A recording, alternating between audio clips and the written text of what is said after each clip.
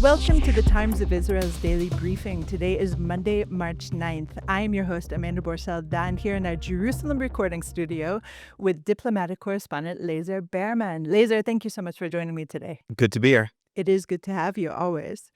2 Israeli soldiers were killed in southern Lebanon yesterday. We're also going to hear about the naming of the new supreme leader in Iran. The Times of Israel spoke with President Donald Trump. We'll hear what he had to say. And to close out, we're going to talk about the schism or apparent potential, who knows, schism between the U.S. and Israel over Israel's targeting of oil industry in Iran.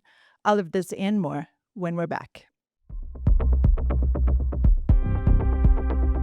And we're back. I'm Amanda Borschel-Dan here with our diplomatic correspondent, Lazar Berman. Lazar, before we turn to Iran, I would like to talk about what's happening in southern Lebanon. That's, of course, the part of the war that most of the international media is less focused upon. But Israel has a lot of skin in the game, a lot of soldiers up there. 2 were killed yesterday in an unfortunate incident. And let's just talk about basically what's going on. Now, I know that you're a big fan of American football, and from what I understand, It's pronounced football, not American football. okay, thank you for correcting. And from what I understand, basically our war right now in southern Lebanon is a bit like an American football game in which it's all about the yardage. The tanks are rolling in, taking a few more yards, and trying to definitely flush out the Hezbollah from south of the Litani. So tell us what you know about what's happening there. Sure. So as of now, it's really not a ground maneuver operation where they're not trying to grab key pieces of ground at this time. That might happen. As of now, the focus is on killing Hezbollah commanders and fighters. So what the IDF says is that they've killed some 200 Hezbollah terrorists since the attack on Iran started last Saturday. I'll remind you that in the period since the ceasefire in late 2024 until this war in Iran started, Israel killed about 400 Hezbollah terrorists. So Israel has been doing a lot of work to weaken Hezbollah. I think it surprised Israel and it surprised a lot of people in many ways, since Hezbollah has been not fired at all since that humiliating ceasefire they signed until now. The fact that they decided to get involved and continue to fire on northern Israel, I think the assumption was, and I've said this myself, I thought the fight was out of Hezbollah for a while, but once Israel killed Iran's Supreme Leader Ali Khamenei, they felt that they needed to get involved, and they have been involved. They've been firing at northern Israel, drones, missiles, and the like. And of course, there was this anti-tank missile that killed the 2 IDF soldiers. That follows another incident where more soldiers were injured along the border from the Givati Brigade earlier in the week. So as of now, Israel has elements of 3 divisions up north. A lot of the soldiers are just over the border. So again, this is not a push up to the Litani, but it is making sure that that the IDF is between Israel's communities along the border and Hezbollah fighters. Now, most of Hezbollah's fighters and most of their fire has been coming from further north in Lebanon. Southern Lebanon is where the Lebanese army has operated somewhat effectively to disarm Hezbollah. So it's easier and more comfortable for Hezbollah, and they're obviously further away from IDF fire if they fire from further north. So that's drones, that's missiles, but those anti-tank missiles are generally, they have to creep down and send teams down to fire. Will a ground operation happen in Lebanon? I mean, it is happening. Not really. I mean, there are soldiers on the ground. I'm talking about a ground maneuver that pushes into Lebanon to change the reality, to take more ground, to push probably up to the Litani or maybe beyond, and to hold that ground for a while. I think that the chances are growing every day, especially once you have IDF soldiers dying. Let's just clarify the difference for me, Lazar, between soldiers on the ground in southern Lebanon and a ground operation. Sure. So any military activity is an operation, but we talk about ground maneuver. Maneuver is moving and firing. So if you think about, let's say, what Israel did in Gaza when they were taking ground, moving pretty aggressively, capturing key areas, key buildings, key neighborhoods, that's ground maneuver, right? That is not happening in Lebanon. Now, it happened in Lebanon in 2024, but that was very, very limited. The idea was not to rush to the Litani and surround enemy formations. It was basically an engineering operation, getting troops basically a few kilometers in, and then having engineers go to work and destroy tunnels and things like that. Very, very limited maneuver. But if it was something more aggressive, you'd see IDF columns, which the IDF classically is built for, pushing very quickly and aggressively into southern Lebanon, up to that Litani River, maybe further. Okay, so there are tanks on the ground, Israeli tanks on the ground in southern Lebanon. We know this. It's not yet at the point where we'd call it a ground maneuver. At the same time, what we're seeing here in Israel, on the northern border, of course, there are the drones and there's some missiles that are raining down from Hezbollah on northern Israel, including Kiryat Shmona, including the whole region. And what we're seeing being targeted in, for example, near Haifa. Is that Hezbollah rockets or is that Iranian missiles at this So point? most of the projectiles are Hezbollah because short, it's easier to shoot and you have more short range rockets and drones. At the same time, a lot of the Iran fire, which is averaging in recent days something like 8 or 9 ballistic missiles, so some of those also have targeted the north. I think the most recent one also was toward the north, but that was intercepted. I should also point out that the Iranian fire at Israel is not like the swarms that we saw last June. These are much more limited. It seems to be one or two. This is not an attempt to overwhelm Israel's defenses, but continue a steady disruption and hope that something gets through, as we've seen in two deadly incidents. Do you think, Lazar, that this is strategically creating this rain, RAIN, of terror on Israel in terms of they're just drip drabbing like the Houthim were doing previously before we came to some kind of, I don't know, lull with them, we'll call it. Yeah, so it's good that you point out the Houthim the Houthis, because they have oddly kept out. They were so eager to be involved when no one else was firing at Israel, when the war in Gaza was still actively taking place, but now they haven't, which is very, very strange. We have a U.S. aircraft carrier, its most advanced, the Gerald Ford, is transiting the Red Sea, and they're going to be right next to Yemen, so they are certainly on guard for that. According to some reports, Iran is trying to push the Houthis to get involved, to try to expand their ability to hit Israel and some other countries. But what was your question? My question was whether the strategy now from Iran is not necessarily to create destruction, not Ah, necessarily, but rather to well, create I think terror. Israel is not part of its Iran knows it's not going to be able to create enough damage in Israel for Israel to stop fighting, right? They understand Israel's capabilities and, let's say, Israel's toughness. There was this view amongst the Iranian axis famously that Israel is a spider web, that you just touch it, it falls apart. Uh, Hassan Nasrallah, the late leader of Hezbollah, found out the hard way that that's not true. I think Iran understands that Israel is made of a lot tougher fiber than they would have thought, or than many of the regional actors. So their attempt now, and this is why the majority of Iran's fire has not been at Israel, but it's been at the weaker links, which are these generally wealthy Gulf Arab countries who don't have excellent militaries, and some of them have very, very small populations in terms of citizens, so like the UAE, Kuwait, Qatar, Bahrain. And the hope is that if you cause enough pain and damage there, and they have certainly done that, then the cost will rise for everybody, and they will pressure America to stop the war. The costs are rising not only in the Gulf, in the Middle East, but beyond. When you're disrupting oil and natural gas production, I always say that everything starts with energy, and once those prices go up, everyone feels the pain. So certainly the world, China, Russia can also feel it, but also there's an attempt to play with the American voter. That Trump has midterms coming up. The war is not especially popular in the U.S. at this stage. So if for an extended period of time they're paying at the pump prices like at the height of the Biden administration, I think it's reached over $100 a barrel, then there's a hope in Iran, I believe, that will also put political pressure on Trump to stop. But the pressure is not going to come from Israel crying uncle. And I think Iran understands that. Right. I think the price of the barrel got to $115 yesterday, even, which is really high.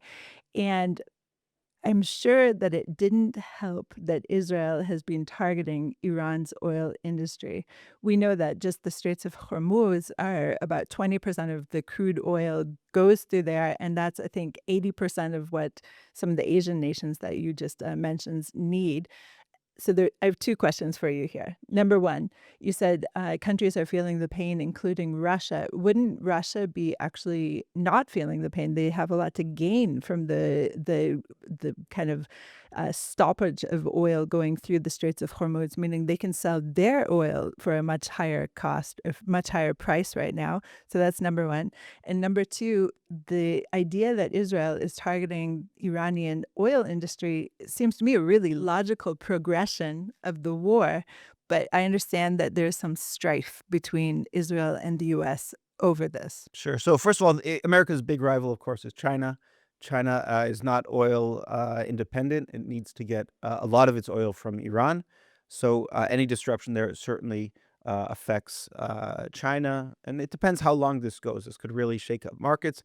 Obviously, Russia is limited to who it can sell to, but it does have options. That could certainly be an option to sell more to China, and Russia could do well there. But um, in general, what Iran is trying to do, they're saying, if you're going to hit our facilities, then guess what? We're going to hit the Saudi and the Qatari and the Emirati facilities, and that's where you can really um, cause a lot of pain in America and in the West. But didn't they already hit the Saudis? They've hit some, but they haven't shut down production. The Qatari shut down some natural gas production also.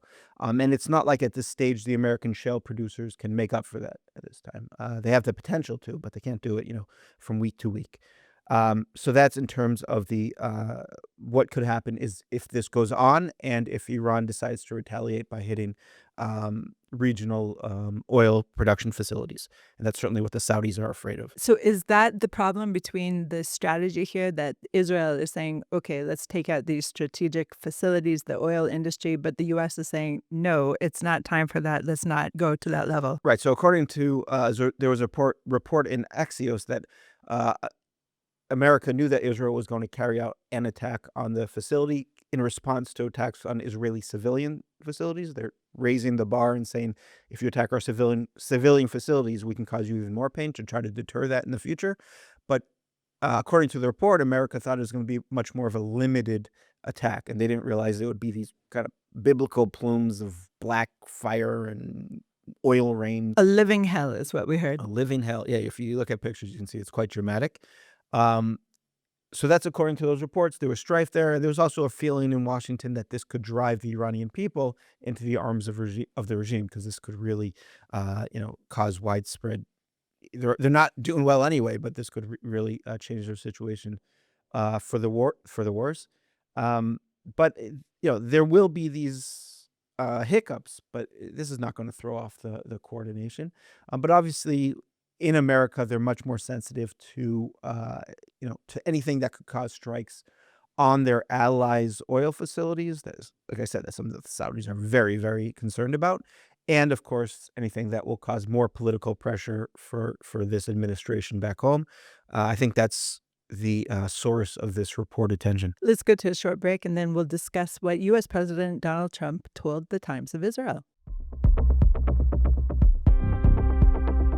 And we're back. I am Amanda Borschel-Dan here in our Jerusalem studio with diplomatic correspondent Lazar Berman. Lazar, yesterday our U.S. Bureau Chief Jacob Magid had a telephone conversation with U.S. President Donald Trump. And for us, the headline was the idea that there could be a mutual understanding of an end to the war with Prime Minister Benjamin Netanyahu. What was your take away from this conversation? Sure. So first of all, great job, Jacob, getting President Trump on the phone. So the idea that there would be a mutual end to the war whenever it comes, it shows that there's not going to be. Well, it might be in the future, but as of now, Trump is putting out a message that it is not going to be him deciding for Israel and him imposing his will.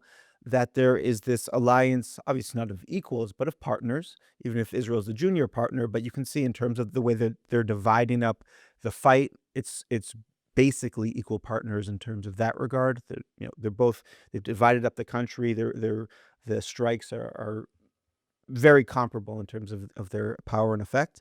And the fact that there is an ongoing conversation and partnership and a mutual understanding of the goals that will develop over time, but the expectation is that they will remain on the same page. So I think that's encouraging to hear for the Israeli side.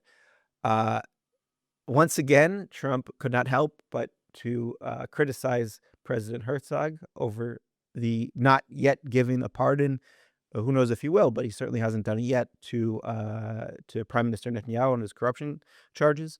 That also shows how much Trump wants to work with Netanyahu, and he wants Netanyahu to be as available as possible, because it seems like Trump feels that Netanyahu is his best partner for dealing with these very problematic issues in the Middle East. So I think if I was Netanyahu and I wake up and read that, I'm sure he will, that he would be encouraged by what he's hearing from Trump talking to the Times of Israel. We should note, of course, that Prime Minister Benjamin Netanyahu's corruption trial is on hold during this war. There's no fear that he will be called away to testify at this point due to the international emergency. Let's talk about what U.S. President Donald Trump said about the eventual appointment of a new supreme leader. And this came at the same time that the Iranian, what do they call themselves? The 80 Council of Experts appointed the new supreme leader, which is Khamenei's son, Mushtaba. So let's talk about this, a bit of a naughty issue here as well, with a K. Oh, with a K. I was like, who's been naughty here? Yeah, so Trump has said that whoever is chosen, if it's not approved by himself, then he's not going to last very long. And that lines up with what Israel has said, that doesn't matter who it is, the next supreme leader comes, we're going to go after him as well.